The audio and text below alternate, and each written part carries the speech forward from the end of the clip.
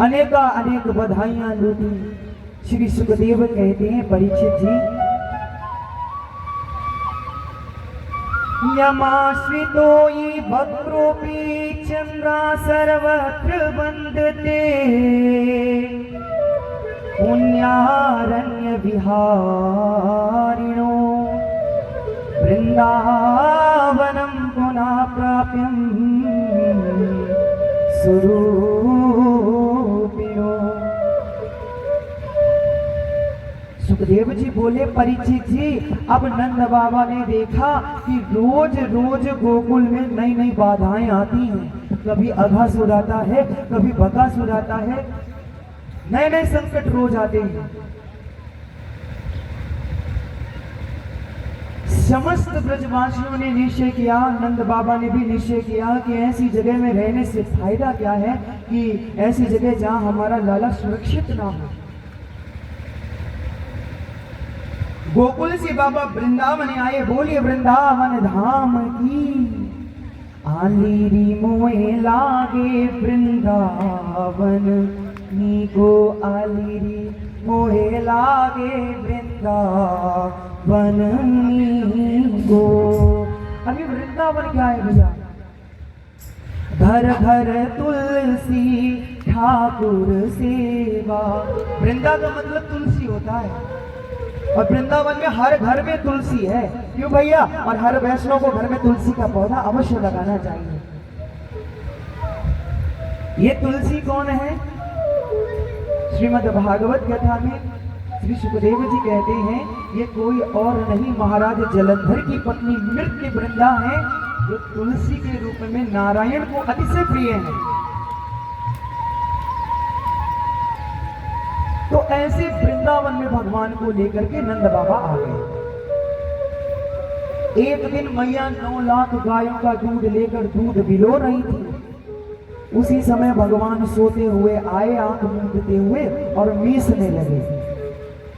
आपने देखा होगा भैया कि जब बालक कोई सोकर आता है तो आंखों को ऐसे ऐसे खुजलाता है, तो भगवान की आंखों में काजल लग रहा था। तो सुखदेव जी कहते हैं, जब कन्हैया ने काजल को रगड़ा तो गोल गोल पड़ गया।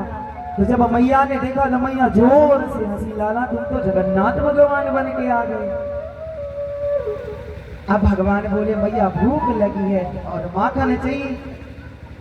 मैया दही बिलो रही थी, तो बंधुओं भगवान जिद करने लगे, अभी चाहिए और इसी मटकी का चाहिए। मैया बोली, लाला अभी तो माखन भयो ना है, कहाँ से दे दूं? अंदर मटकी में पड़ो है, जाके ले ले। भगवान बोले, इसका ही चाहिए, अभी चाहिए। मैया बोली, गजब है लाला, माखन पड़ो ही ना, कहाँ से दे दूं? भगवान मछली। अब जब मैया समझाने लगी, सुखदेव कहते हैं, भगवान की बाल लीलाओं का आंख बंद करके दर्शन करना परीक्षित। छोटे से भगवान है और मैया से जिद करते हैं। मैया ने समझ लिया कि इसको भूख लगी होती तो अंदर माखन पड़ा है, ये ले लेता। इसे भूख नहीं लगी, इसे तो परेशान करना है। मैया ने आज कन्हैया को बढ़िया सजाया, बेड़ी बांधी, खूब चकाचक श्रृंगार किया भैया। और इधर गोपियों के हृदय में बसने वाले भगवान जो नित्य प्रति लीला करते हैं, तो एक दिन गोपी के मन में विचार आया कि बहुत दिनों हो गए कन्हैया का दर्शन नहीं हुआ। गोप माने इंद्रिय, वो अपने प्रत्येक इंद्रिय से भगवान के रस का पान करना चाहती थी। तो आज गोपी बहाना, ये उलाहना तो एक बहाना है, उलाहना लेकर के आई और बहाने से कन्हैया से बोली, लाला मेरे घर में गोबर ना है, 100 गोबर चाहिए। कन्हैया बोले, 9 लाख गैया हैं, जितना चाहिए उतना ले जाओ। अब वो गोपी आए, गोबर का तसला ले जाए। 1 ले गई, 2 ले गई, 3 ले गई। भगवान बोले, तुम कितने चक्कर ले जाओगे ऐसे? लाला अभी तो पूरो ना है भयो। तो बोले, ऐसे नहीं चलेगा, तुम जितनी बार आती हो हमको उठाना पड़ता है, हाथ लगाना पड़ता है, तुम्हें तसला उठवा के जो तुकाना पड़ता है, इसमें मैं थक गया। भगवान बोले, ऐसे फ्री में सेवा नहीं होगी, बदले में देना पड़ेगा। सुखदेव जी कहते हैं, परीक्षित भगवान से गोपी प्रेम से कहने लगी, बोलो कन्हैया तुम्हें क्या चाहिए? भगवान बोले प्रत्येक पलवा के यानी कि टोकले के बदले में मुझे माखन का एक लोंदा चाहिए। जैसे 4 टोकले ले गए तो 4 लोंदा हो गए। अब तो भैया वो उसका आना जाना लग गया, तकरीबन 50 से 60 चक्कर लगा दिए। अब भगवान भी गिनती भूलने लगे तो सुखदेव जी कहते हैं परीक्षित जी, भगवान बोले हे गोपी रुक जाओ, हिसाब गड़बड़ हो रहा है, कितने चक्कर तुम ले गए मुझे पता नहीं है। बोले अब जब चक्कर लगाओ तो एक एक बिंदी लगाओ ताकि मुझे पता तो चले कितने चक्कर जा रहे हैं। गोपी बोली ठीक है लाला।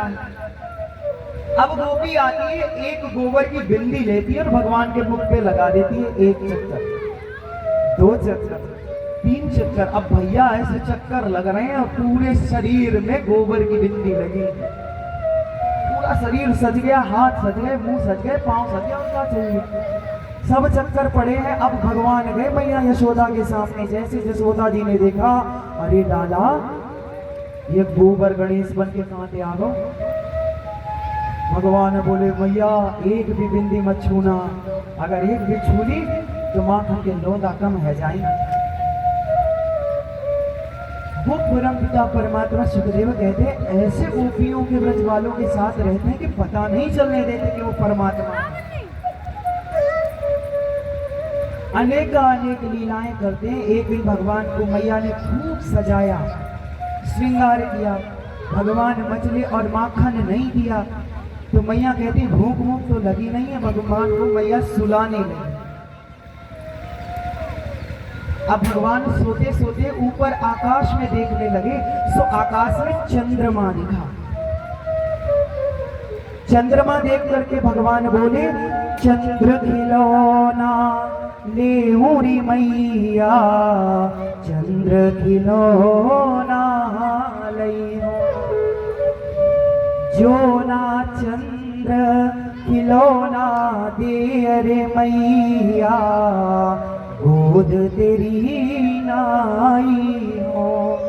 चंदा को देख कर कहते चंदा दे दो, अभी दे दो। यशोदा जी देख रही हैं चंदा कहाँ से ला मैं, वहां तक हाथ कैसे पहुंचे लाला। अब भगवान तो छोटे से हैं तो सुखदेव कहते हैं बाल हट योगी हट, और तीसरी हमको पता नहीं, बोलो जय राम जी की। इनकी हट इतनी प्रबल है महाराज कि इनके सामने चल नहीं चलती। 2 दिन कथा हो रहे। भगवान मछली चंद्र खिलौना चाहिए, अभी चाहिए। मैया बोली चंदा बनता तो क्या लाला, मैं तुम्हारे लिए चंदा जैसी दुल्हनिया लाऊंगी। अब दुल्हन की बात सुनकर चंदा बंदा भूल गए, माखन वाखन भूल गए, दुल्हनिया चाहिए, अभी चाहिए।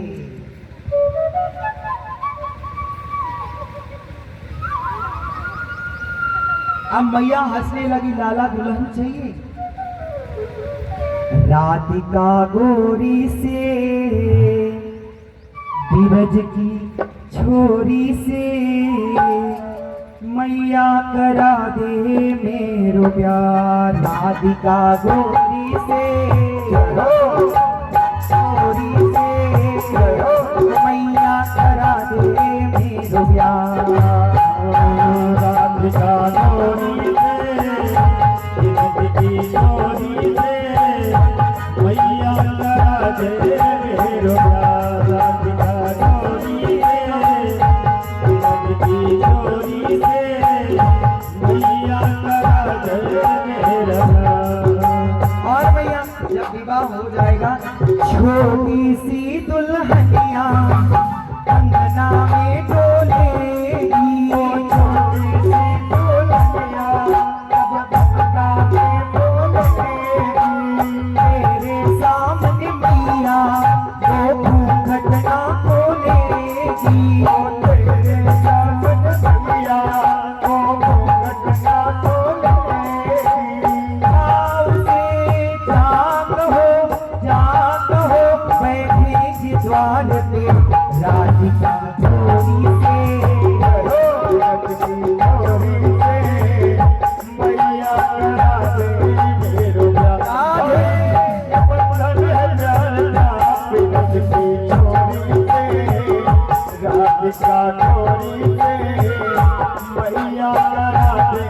मेरो प्यार।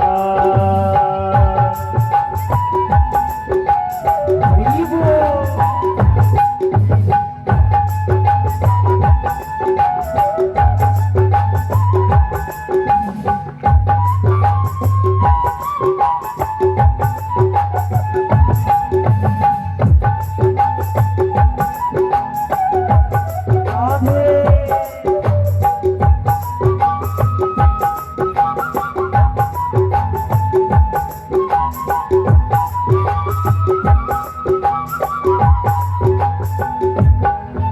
मैया बोली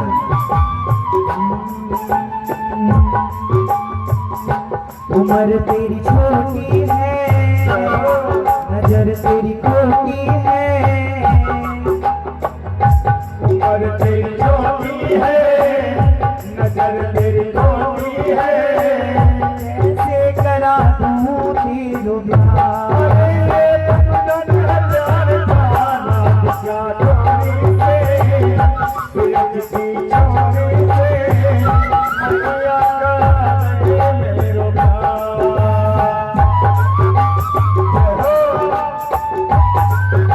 क्या बात है।